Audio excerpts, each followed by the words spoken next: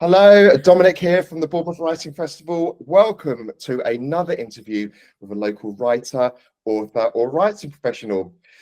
I'm planning to release one of these every Monday evening at 6 o'clock, at least until Christmas. So please do subscribe along the bottom, and when I release a new one, it will automatically get sent into your inbox. And please do like, comment, share these interviews if you do enjoy it. Now, we have also announced the dates for the 2025 Writing Festival, which are going to be on the 25th, 26th and 27th of April next year. So please do come along and be inspired to write. Today's interview is with Dina Husseini. And Dina studied at Bournemouth University, so that's her link to Bournemouth, and now she lives in Cyprus. So the video might be a little bit tetchy. So hello, Dina, welcome. Hello, thank you for having me. I can't believe I'm here. No problem. Thank you so much for joining. Now, Dina, you are an award-winning radio host, book editor, and book reviewer, as well as a screenwriter. You get involved in lots and lots of different things. So tell us a little bit about your background and how you work with writers. To be honest, I never started as a writer. I did a bachelor's in psychology. I worked in business, but my entire life has been like little snippets of like stories, experiences. So I really wanted to take those and transform them into like writing and stuff. And every time I'd be in a meeting, instead of writing down the minutes, I'd be writing down little snippets of stories, like how I could like combine them together into making them a novel. And throughout my life, I decided to take online courses trying to figure out whether I do like it as a passion. And only I think last year when I told my parents, you know what, sorry, I can't do this anymore. I'm going to do a master's in creative writing and publishing. I really love it. And I worked also with a publishing house that actually pushed me to, to go into this path. So, I mean, to be honest, it's just the basic life you experience into creating something that you want to read about, where you feel like you don't see the book that you like, but you want to enjoy it anyway. So you write it, And I'm going to talk about some of those things in a minute, but I just want to pick up on a little bit of what you said there about you're almost apologetic to your parents. So tell me, so you did a degree in something completely different. So tell us, have your parents had an influence on kind of your career path? Well, it's part of the culture, to be honest, Cyprus, Lebanon, because my dad's Lebanese and my mom's Cypriot. So these two backgrounds are more into like business, psychology, teaching. I dabble a little bit of, teaching, but I do teach like not just the English language. I sort of make it more fun and bring stories into it and try to make them read books instead of like writing grammar, or like write stories instead of thinking about grammar, that kind of thing, where people start seeing English as fun. So they didn't like totally influence it, but it's almost like I wanted to live up to their dreams and hopes and everything. But my passion is something totally different, even though I still dabble into business and dabble in psychology. Well, it's great that you've kind of identified what your passion is, and you've kind of gone two feet in, haven't you, by doing an MA here in Bournemouth. So tell us then what you did post that, because you're doing script writing, you directed a short film, you do book editing, you're a book reviewer. So tell us kind of your journey from the MA to where you are now. Well, ever since I, finished, basically I've been continuing with this company that I work with in America. I do freelance for them, basically book editing and book production. So from A to Z, like we take the author what they need and we tell them what we require, and then we create the whole like business plan for them and how long it's going to take them to, publish their book. If I'm asked to work with them, then I do work with them. And it takes us from story level to content editing, line editing, and proofreading. I'm also dabbling on a screenplay that I'm just waiting for a friend of mine to come back from Bournemouth, because he's also doing like masters there. We're actually going to work on a movie together the moment he comes back. Can't disclose too much about it, but it's going to be really cool. It's like one of those mysterious kind of stories. So I'm rewriting the script for him, so we can work together. As for being here, I've been trying my best to find something, maybe not in Cyprus, but mostly abroad, also in the house, or maybe production. I'm not so sure. But yeah, I've been trying to finish my novel. I've written it, it's done. You know, like the final edits. Every time I go back to it, there's like something I'm finding and I want to take it out, you know, that kind of. And sometimes I tell you this, you shouldn't go back and, you know, try to change, because you might change the whole thing. It's crazy. So I just want to talk about those book services that you offer with that company. So tell us about the types of people that you work with, and kind of maybe if you've got some advice based on your experience of kind of editing those and working with those authors to finish their novel. Yeah, well, basically, here's the thing. When we tell them we want to see story, we actually want to see the story. We don't want you to tell us the story, which some authors do this complete 180 of giving us like a huge info dump in the first chapter. In some stories, you need that, you know, like, you know, world building and all that. But even with world building, you can throw it in between the novel. Like, you can throw really big snippets that you need within your novel. You don't need every single bit of that world building itself. It's more like plot versus story, you know. And for the company itself, we highlight the idea of story rather than the plot itself, because we want the story to be the plot and the characters meshed together as an intro for us. So we want stuff that shock us to our core. We received, I think last year was around 25 manuscripts that had nothing to do with story. There was just plot, character, throwing them back and forth. We do give advice to authors when we give the manuscripts back, and we tell them, you know, how about you do this? How about you change this? Only one manuscript stood out to me that I told them that I really want to work on, and we've been working on it. And he's actually a professor in America, and he told me like no one saw the vision of his novel, which really shocked me. We sort of brought his novel back to life, basically, because it was a jumbled mess. Even though he had the story, he had the idea there, but it was just not meshing with the characters well, you know? Um, as for like editing, we always start with story level edits if the novel needs it. If it doesn't need it, we go straight into like line edits and proofreading. And we mentioned that to the author. We did have an author who submitted something that was a bit too up there, so kind of like send it back for rewriting. So just going back to the American professor guy that you're saying is a bit messy, and so when you give feedback back to the author, because they, you know, obviously when they're presenting it to you, they probably think it's at the best possible version that it could be, and then you go to say, look, it needs a lot of changing, or you know, this. How do they take it? We do it very constructive. We never criticize the work. We always give feedback in terms of what you think if you do it this way. What do you think if you do it this way? We sort of sent a letter telling them where their story would be best and how would it be better written. Some of them, they take it with, you know, being happy that we actually read it and we praised them for it. And we actually took our time and, you know, gave them advice. Others don't like it and they just tell us, we don't want to work with you. It's just simple, like, you know, communication. But we do have the occasional author which keeps saying that, you know, but I want it this way, you know, this is how I wrote it and this is how I want it to be. I understand that. Listen, there is a compromise.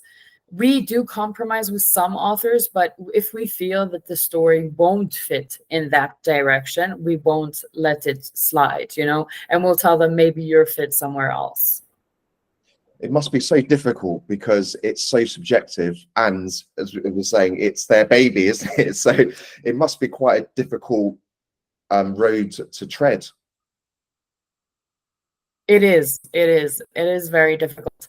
Like, we had one author, I can't mention too much, but she wrote the book and she only wanted proofreading only. Like, she already paid for a publicist, she already did the cover, she did everything. All she wanted was a company to represent her. And she came to us with that in mind. And we didn't say anything. Like, we just sort of tried to help her out with the story, to build it a little bit more. She didn't care. She insisted that she wanted this and there was nothing else. And she just wanted the name of our company and stuff like that. So I was like, you know what? I mean, it's up to the boss. I didn't work with her personally because I don't want to say anything, but yeah, someone other editor worked with her.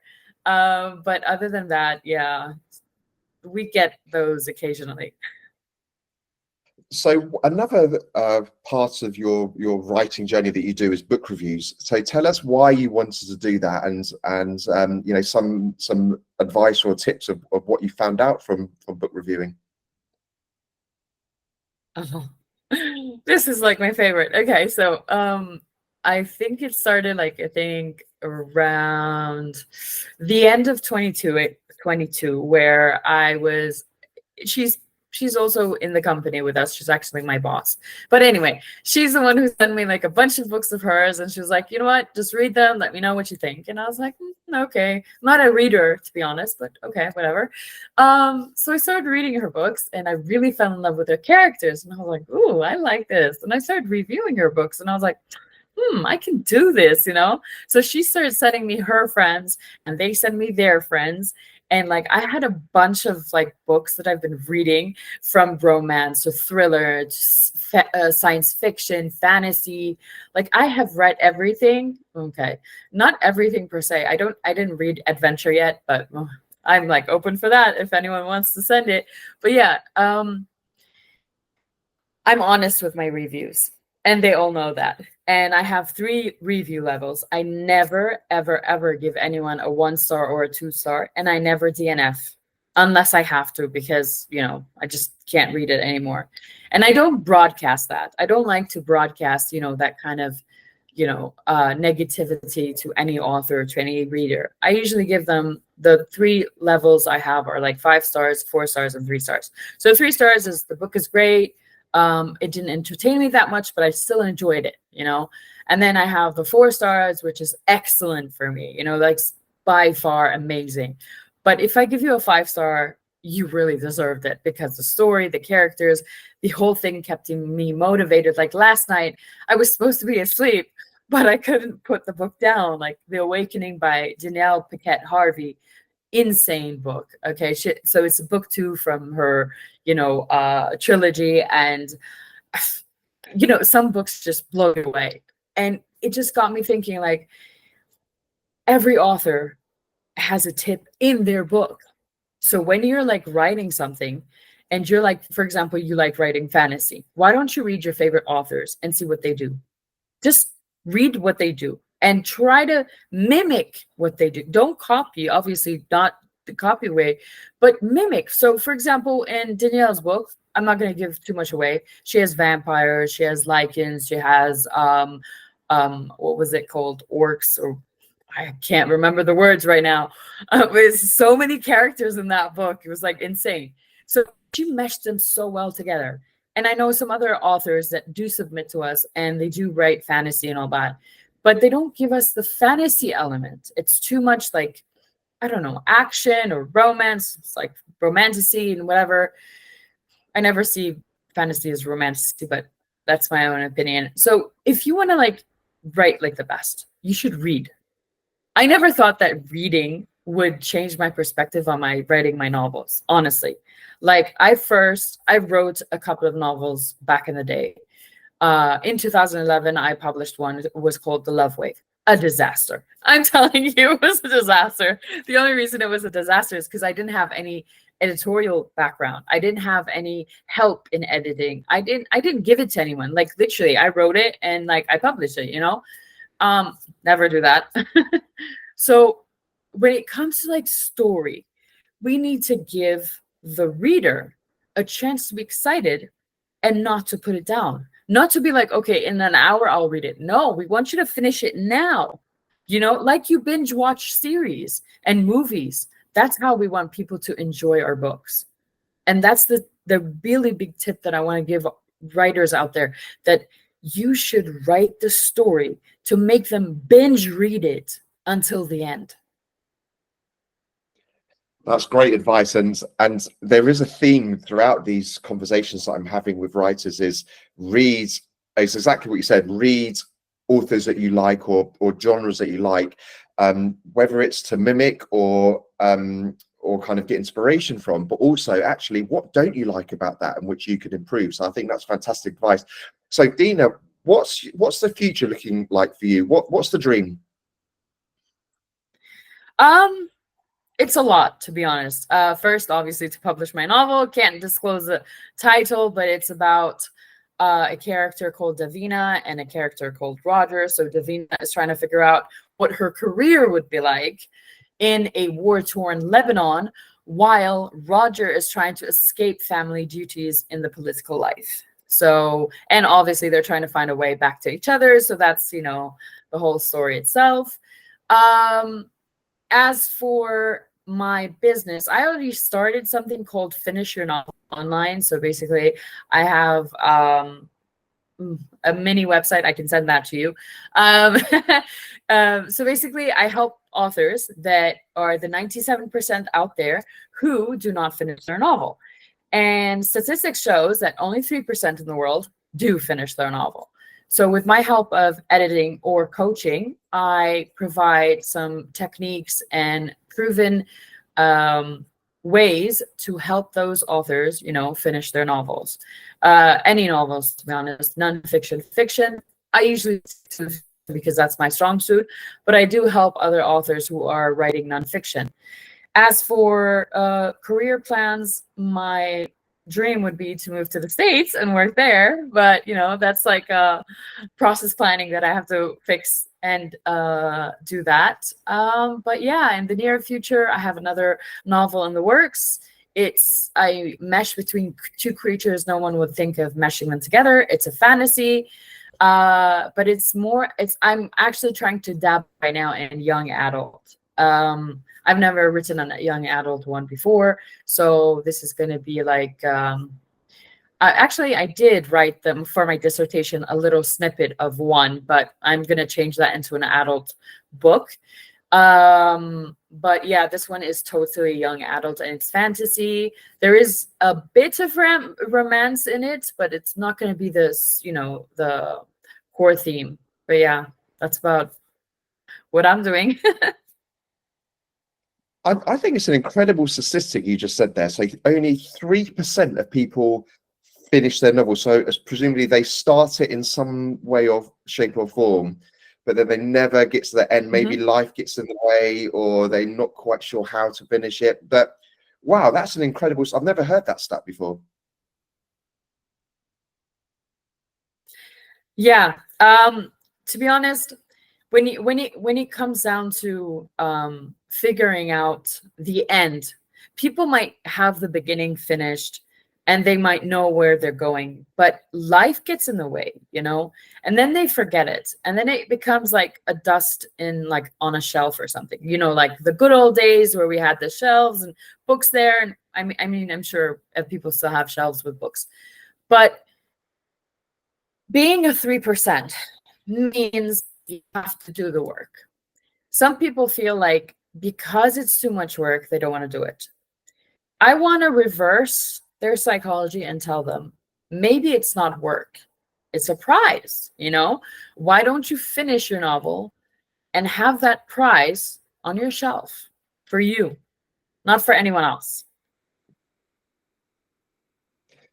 You're totally right, and I always talk about who you're writing for. Are you writing for yourself, or are you writing for somebody else? And that's the difference between validation and joy. In lots of, you know, lots of things where you hear me talk, I always talk about those two things. And I think if you're writing for somebody else, then you're waiting for validation. If you're writing for yourself, then it's about fulfillment and contentment. So I think that's great advice. Yeah, just finish your novel. That's that's what we wanted, what everyone to do. And if you want to get it out into the world, then absolutely get it out. But if you don't, and just know that you've had that achievement, that's fine as well. Exactly. Just finish your novel and understand that when you're writing from the heart. So give it all you've got. You don't have to cut down anything. You don't have to be aware of anything. Just do what you're comfortable with. And you know, there will be critics. There are critics all over life. It doesn't matter. They're there to help you, to move you, to make you stronger. But I just want to, just a final message. Never give up what you're passionate about, even though it's killing you at this moment. It will help you tomorrow. Strong words indeed, very strong words. So Dina, thank you so much for joining me all the way from Cyprus this morning. Thank you. Thank you for having me. It was such a pleasure. And I hope to see you soon in the flesh, hopefully, or maybe at the Bournemouth Writing Festival, which is on the 25th, 26th and 27th of April 2025. And thank you everybody else for joining us today. If you liked this interview, please do like, comment or share, and subscribe along the bottom, and you'll get next week's interview directly into your inbox. So until then, thank you so much. Take care. Goodbye.